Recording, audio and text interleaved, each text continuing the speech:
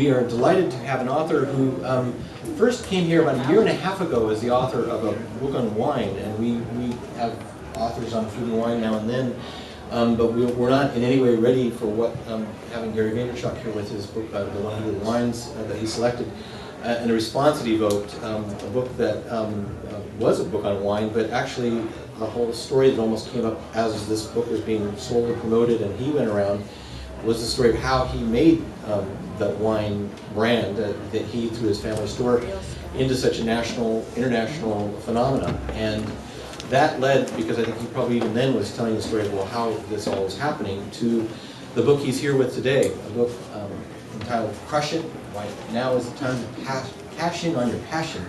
A book which tells a little bit of, again, the story of his own genesis of how his family came to this country, how his father took on a family liquor store, and then how that was transformed into the enterprise it is now. And further, the passion, the dedication, the perseverance, the gumption that has underlaid it, and it's sort of oozing out of the pages of this book that Gary's written and he's traveling forward with now. And it's a book that very much is about how anyone can do these various things, to whether it's their work, their interest, anything to let people know and kind of make that all happen. And the book is full of all kinds of insight and advice, including the advice that you may have to change all your plans after all having made your plans. It's a book that really carries a kind of these kernels of how to do things and then how to keep doing things and find out what it is that drives you. It's also a book that has a lot about the New York Jets football team. So Gary will be up here and he will say what's going on with him and with this book and why he thinks you should also pay heed to some of what he's saying. And I'd be glad to take your questions, and then he'll sign copies of the book and visit with you when he's done with that. He's really on one of these big, crazy book tours. We're glad he's here again. We're glad you're here again. And now we ask you please join in welcoming Gary Vaynerchuk.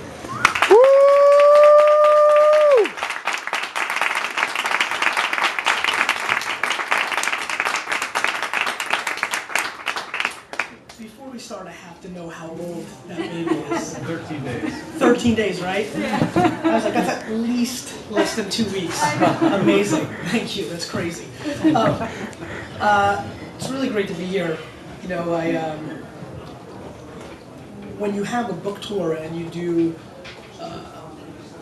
events that are at like 12 at noon or 1 o'clock on a weekday, you're pumped if like 3 people show up. So, I'm really excited with this turnout, and it really means a lot to me that you guys would be able to make it in this kind of time slot. So it's awfully flattering, and I appreciate that.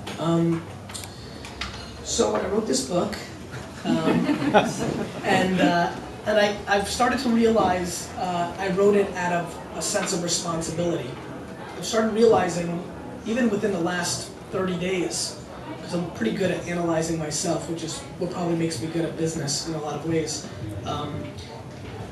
that I've written this book out of a form of sense of responsibility, because I've come to realize that I'm massively thankful and I'm obnoxiously lucky.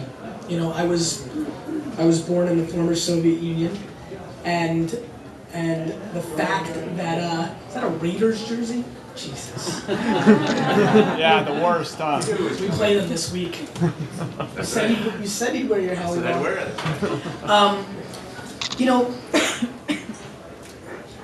I was born in a communist country.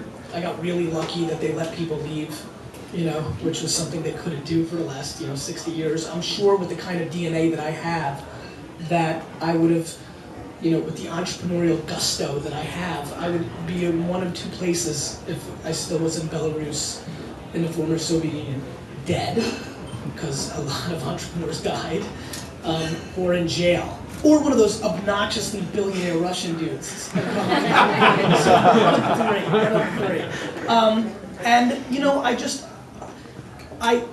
though that is amazing and very lucky for me, I feel even a bigger sense of responsibility, because what I know is this: the amount of self-esteem that my mom instilled in me growing up is not only on a scary, epic level, to the point where I was completely delusional. I mean, at 15 years old, I thought I was the smartest, best-looking human being on earth. And I wasn't 6. 15 is like sophomore year of high school. So I very much believed that. And I realized when I started Wine Library TV, the genesis of that was that I wanted to build self-esteem in the wine industry.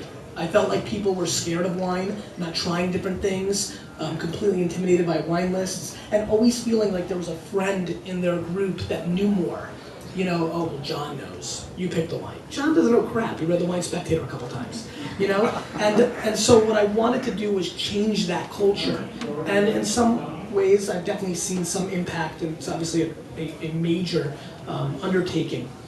And I feel with Crush It, and what's going on with me now communicating and storytelling, which is what I love to do, I feel like I'm tackling business in some way. And really, it's crazy, because what I've come to know as I've gone on this tour and as people have looked and listened to my spiel, I really do feel that, I have, some skills, but I don't think I'm massively over the top special. I think what's special is that the internet is evolving.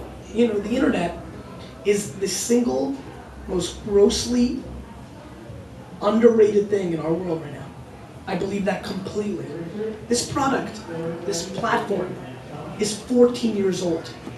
The internet, the modern internet, is 14 years old. 14. It was only 14 years ago that AOL was sending those DVDs in your mailbox and spamming you.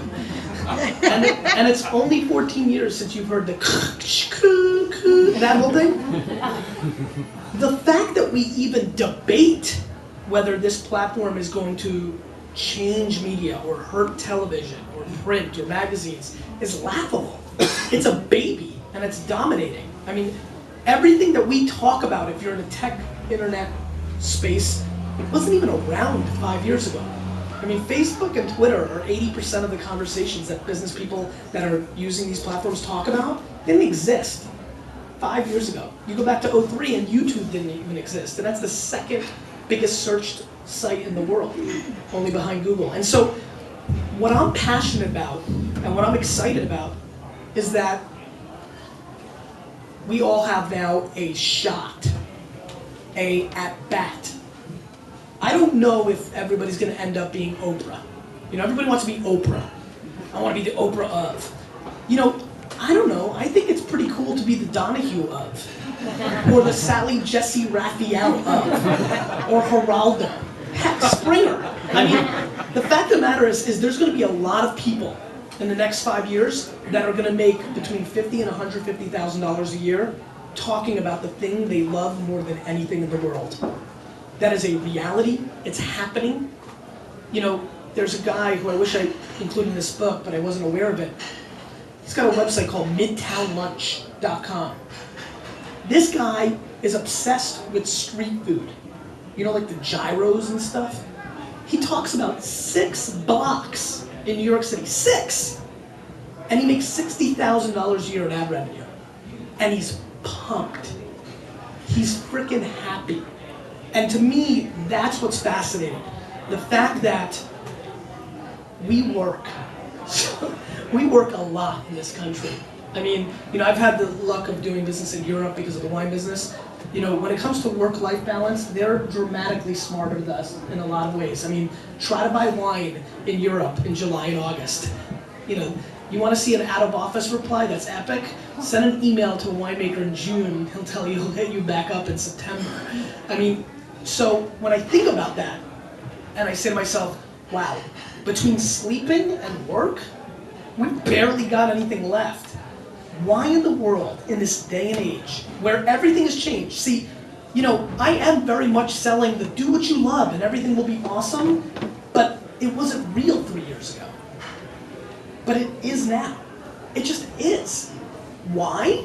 Because every one of us, whatever content we want to put out there, whether it's audio, video, or the written word, have no filter anymore to go direct to consumer. That's a huge deal. That was